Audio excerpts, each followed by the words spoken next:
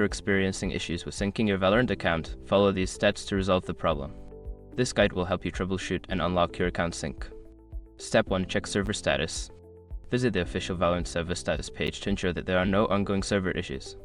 Sometimes, sync problems can occur due to server maintenance or outages. Step 2. Restart the game. Close Valorant completely and restart it. This can refresh the connection to servers and may resolve temporary sync issues.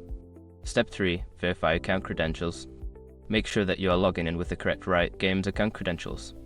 Double check your username and password to ensure they are entered correctly. Step 4. Clear cache.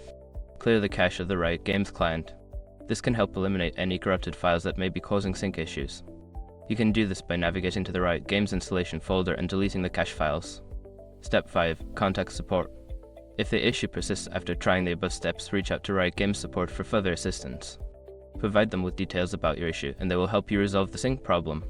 By following these steps, you should be able to unlock your Valorant account sync issue. If problems continue, don't hesitate to seek help from the support team.